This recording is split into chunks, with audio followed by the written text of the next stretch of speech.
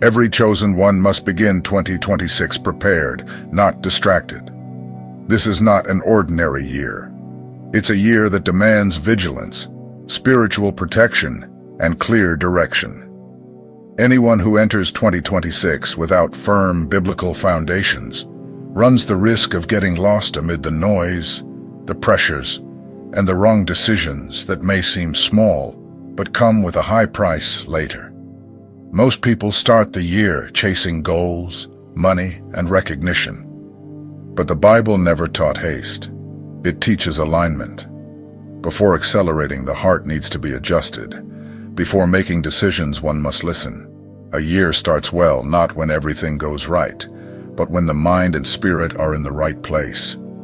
2026 will test priorities. It will demand choices.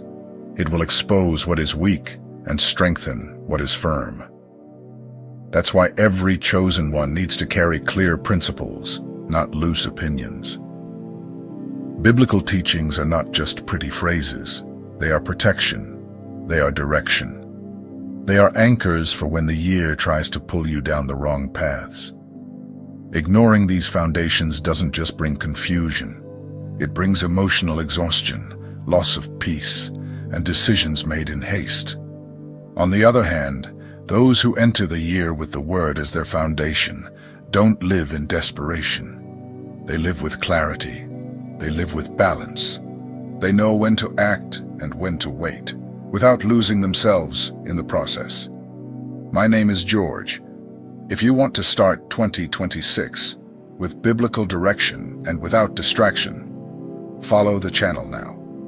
Here, the content is direct, grounded, and made for those who truly want to walk with God. Subscribe, follow along, and stay prepared. It's not about emotion. It's about alignment. Principle 1. Start with God, not with plans.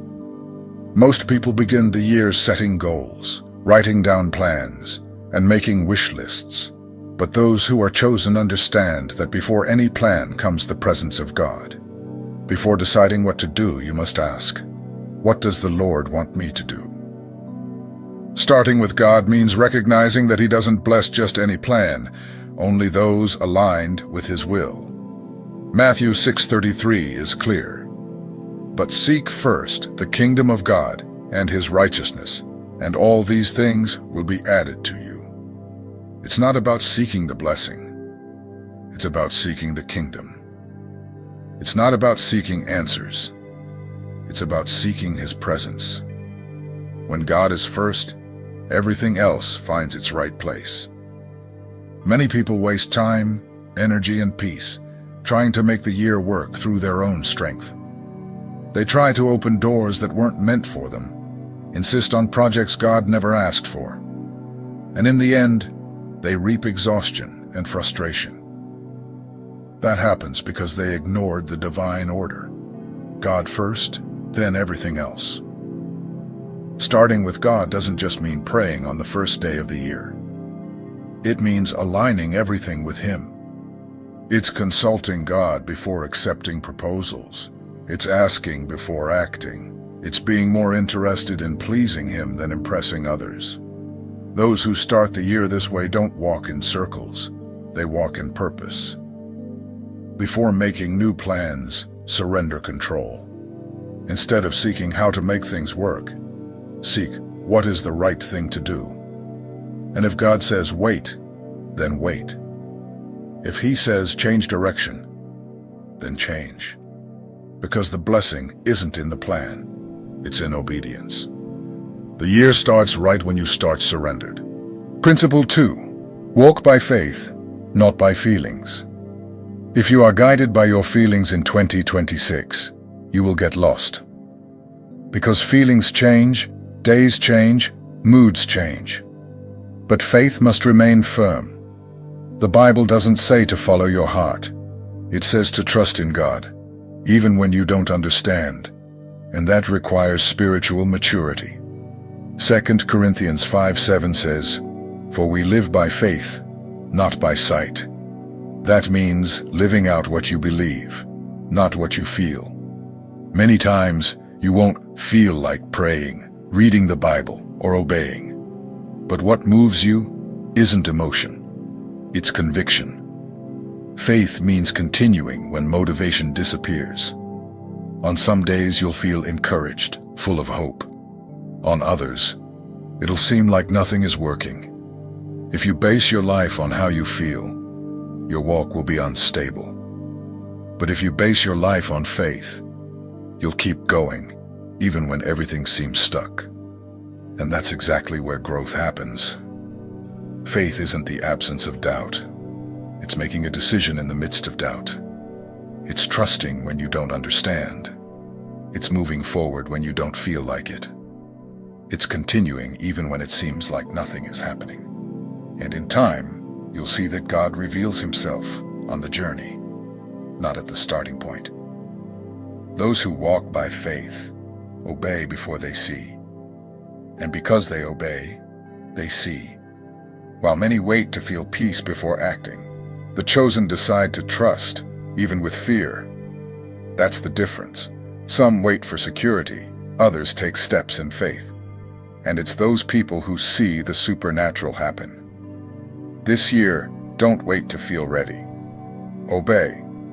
Take the steps God already told you to. Trust, even without understanding how.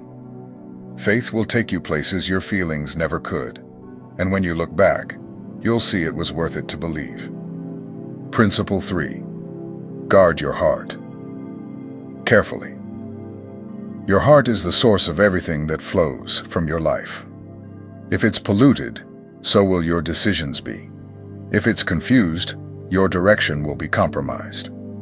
That's why Proverbs 4:23 teaches, above all else, guard your heart, for everything you do flows from it. This isn't just advice, it's a priority.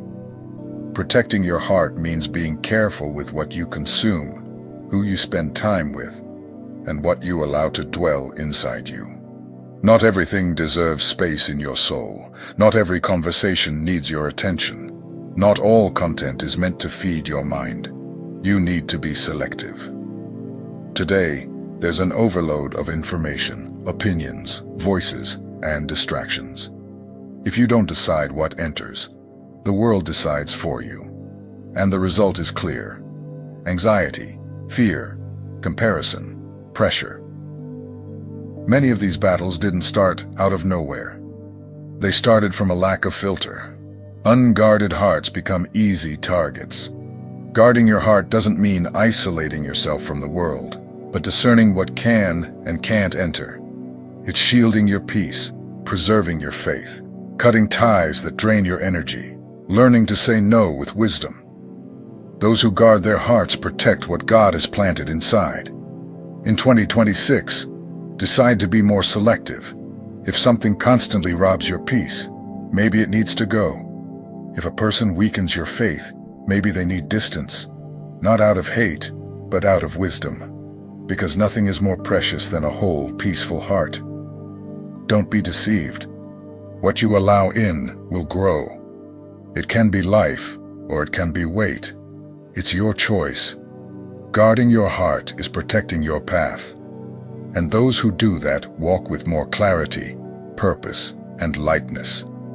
Principle 4. Obey, even without understanding. One of the greatest tests in life with God is this.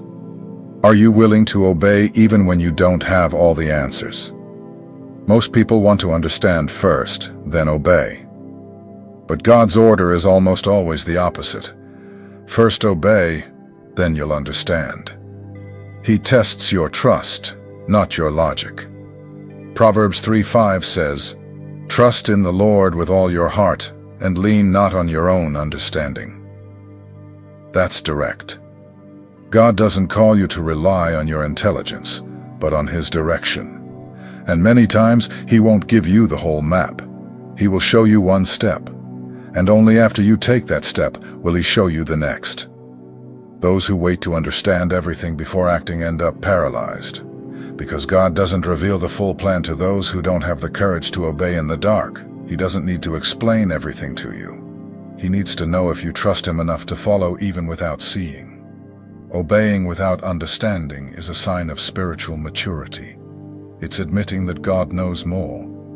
It's recognizing that He sees what you don't. And even if something seems out of place right now, in the end, everything fits. Because obedience positions you where His favor works. Remember Abraham. God told him to leave his land and go to a place He would later show him. No map, no details, just an instruction. And Abraham obeyed. That's why he became the father of a nation. What he didn't see at the start was revealed along the way. In 2026, you will be tested in this. God might tell you to stop something that seems to be going well. He might tell you to start something you don't feel ready for. And maybe you won't have answers, but you'll have a choice, to trust or to hesitate. And your obedience might be the turning point of your year. Principle 5. Discipline sustains. Where motivation fails, motivation comes and goes. It's temporary. One day you wake up excited. The next, you want to give up.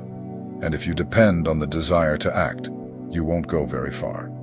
What builds a strong spiritual life is not excitement. It's discipline. It's doing what needs to be done, even when you don't feel like it. 1 Timothy 4:7 says, "Train yourself to be godly." In other words, develop spiritual habits. Read the Bible regularly. Pray even when it feels dry. Obey even when no one is watching. Discipline creates roots. Motivation only pushes for a short time. Those who want stability in the spirit must practice consistency. Discipline is the invisible foundation of every stable person. It operates when emotions are low. It sustains when feelings fail. A life of faith requires repetition, consistency, and responsibility. It's no use seeking intense moments with God while ignoring the small daily steps. Character is shaped in routines. The mind is renewed through repetition, and spiritual strength grows through discipline. The greatest victories in the Christian life don't come from big moments, but from faithfulness in small ones.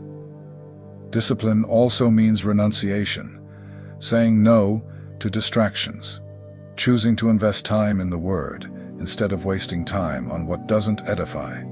Yes, it requires sacrifice, but those who plant discipline reap lasting results. In 2026, choose to be faithful, even when it feels boring, tiring, or challenging. Pray even when you feel nothing. Meditate on the Word even when it seems repetitive. Because these small decisions will shape an entire year of spiritual stability. Motivation gets you started, discipline sustains you, and God honors those who are consistent. Principle 6. Let God renew your mind. Every day. Everything begins in the mind.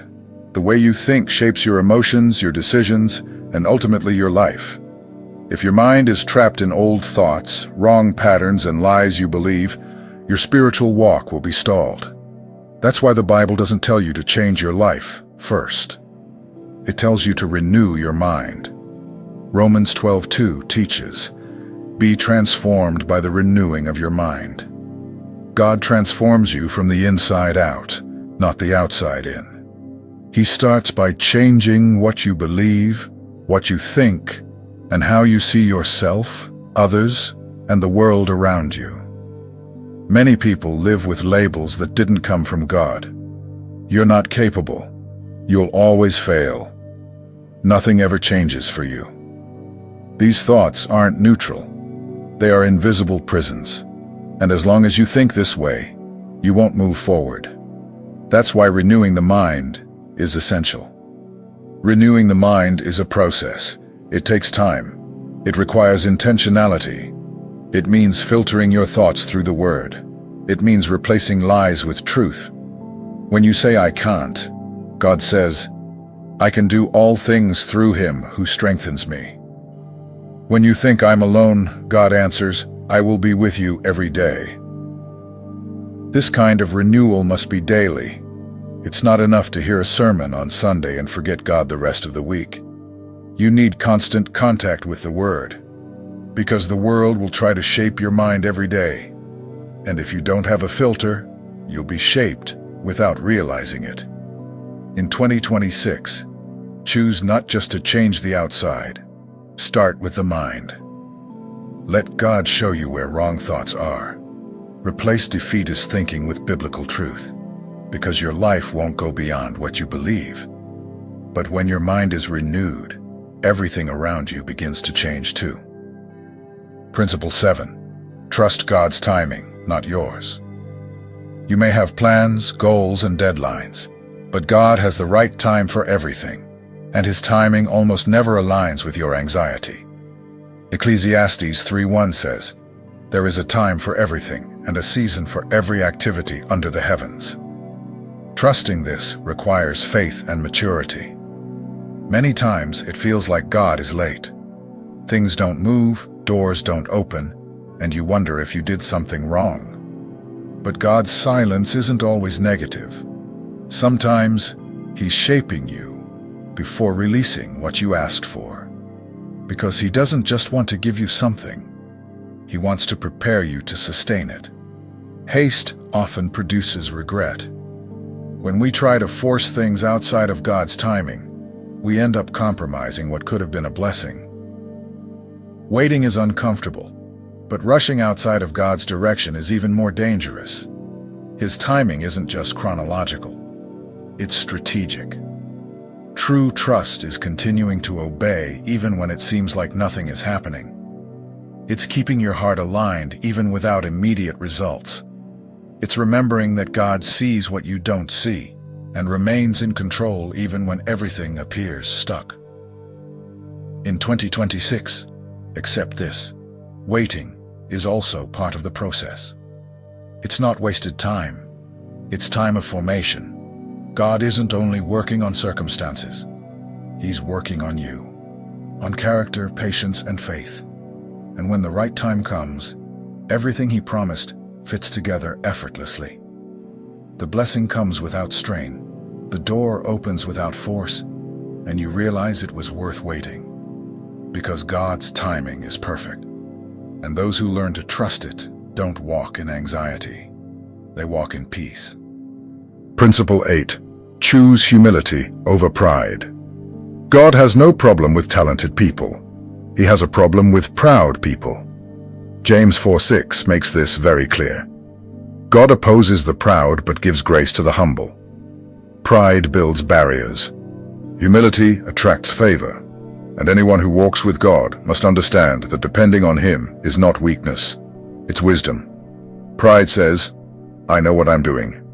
Humility says, "Lord, guide me." Pride tries to impress. Humility seeks to obey. Pride wants to control everything. Humility surrenders. And the more you grow, the more dangerous it becomes to feel self-sufficient. Because it's easy to start dependent on God and end up trusting yourself. Humility is the soil where grace grows. It's where God pours wisdom, direction, and strength. It also keeps you teachable, because those who think they already know everything close their ears. But those who recognize they still need to learn keep growing. Humility also means recognizing limits, knowing you don't have all the answers, that you need help, that not everything is under your control. This is not weakness. It's maturity. This is the kind of heart God can use without risk of collapse. In 2026, choose to walk lightly. Leave pride behind. Be grateful, teachable, and aware that without God, you can't sustain even your own plans. The more you humble yourself before Him, the more He will lift you up at the right time. And growth that comes from God is the only growth that lasts. Principle 9. Forgive quickly and completely. Holding on to resentment is like drinking poison and expecting the other person to suffer. It only destroys you from the inside. Forgiving doesn't mean agreeing with what was done. It means refusing to live imprisoned by it. Colossians 3:13 says, "Forgive as the Lord forgave you." Simple as that. Those who have been forgiven must also learn to release forgiveness. The problem is that unforgiveness disguises itself. Sometimes it shows up as anger, coldness, or distance. Other times as repetitive thoughts, revived wounds, or a desire for revenge. But deep down, it's an emotional prison. And if you don't deal with it, it contaminates every area of your life. You might be praying for peace while still feeding resentment. You might be seeking growth while stuck in something someone did to you years ago. And as long as you don't release it, God's new work remains blocked. Forgiveness doesn't change the past, but it unlocks the future. Forgiveness is not a feeling, it's a decision. You choose to forgive before you feel like it. And over time, your feelings align. When you forgive, you release the weight. You let go of control, and you open space for God to heal, restore, and direct your life. In 2026, don't carry old wounds into new seasons. Decide to forgive, truly. Not halfway, not partially. Forgive completely, even without acknowledgement, even without an apology. Because this isn't about them, it's about you, and about what God still wants to do in you. Principle 10. Live with eternity in mind. 2026 will pass. Its days, its routine, its goals, all of it is temporary. But the choices you make before God carry eternal weight. What you build with Him remains. That's why one of the greatest principles every chosen one must carry is this: live with eternity as your reference point, not just the present moment. Colossians 3:2 teaches, set your minds on things above, not on earthly things. This doesn't mean you'll ignore your practical life, but that you'll live with spiritual awareness. You'll make decisions thinking about their eternal impact, not just the immediate outcome. You'll prioritize what pleases God, even when it doesn't bring applause or visible reward. The world screams urgency. Everything is for now. Everything is for today. But God works with a different perspective. He sees beyond the month, beyond the year, beyond your career. He sees your soul. He sees your mission. And if you get too distracted by what passes, you might miss what truly matters, what remains. Living with eternity in mind is making choices based on the Word, not culture. It's prioritizing integrity, even if it costs you something. It's keeping a clean conscience before God, even when no one is watching. It's planting what He values, not just what social media celebrates. Money fades, opportunities change, beauty fades. But what is done with obedience, faith, and truth before God becomes eternal treasure. The year changes when you take a stand. Everyone wants 2026 to be different, but most people keep living with the same habits, the same thought patterns, and the same old excuses. The result? Another year repeats like the previous ones. But those who are chosen by God cannot live on autopilot. They must decide, clearly, to live aligned with God's will. These 10 biblical principles you've received aren't just good advice. They are spiritual truths. They have the power to change your direction, not because they're beautiful, but because they were established by God. And when you decide to apply the Word seriously, your life begins to move on a different frequency, no longer guided by anxiety or emotion, but by conviction. Many want to live God's plans, but ignore His processes. They want peace, but don't obey. They want direction, but don't submit. They want answers, but don't take a stand. This must change. Heaven responds to those who walk in covenant, not to those who live with one foot in and one foot out. God honors those who walk in faithfulness, even in small things. The Christian life is not about moments of excitement, but about consistency. It's getting up every day and choosing again to live with purpose. Choosing to pray, even when tired. Choosing to forgive, even when hurt. Choosing to obey, even without understanding. These small decisions, over time, build a solid and blessed walk. And that's what separates those who only listen from those who truly live by faith. You were called to something greater, but that requires responsibility. God doesn't entrust spiritual weight to those without structure. That's why He forms you, shapes you, and corrects you. The principles you've heard so far are tools to build that structure. They are foundation blocks. And the more you apply them, the stronger you'll become. Don't be fooled by the movement around you. People rushing, achieving, showing off results. None of that matters if the foundation is shallow. 1 year with God at the center is worth more than an entire decade of human achievements. Because everything done outside of God's will drains you, wears you down, and in the end, doesn't last. So take a stand. Choose one principle to start today. Reread it, reflect on it, apply it, share it with someone, teach it to another, live it for real. Don't go back to automatic living after hearing all this. The word only bears fruit where it is practiced. And your practice starts now. If this content spoke to you, write in the comments, "I choose to live by the word in 2026. If you haven't yet followed the channel, do it right now. Here it's direct, word-based, no fluff. I'm George. And if you're here, it's because God is still writing your story. Let's walk together with faith, truth, and strength. 2026 will be different because you will be different, and that changes everything.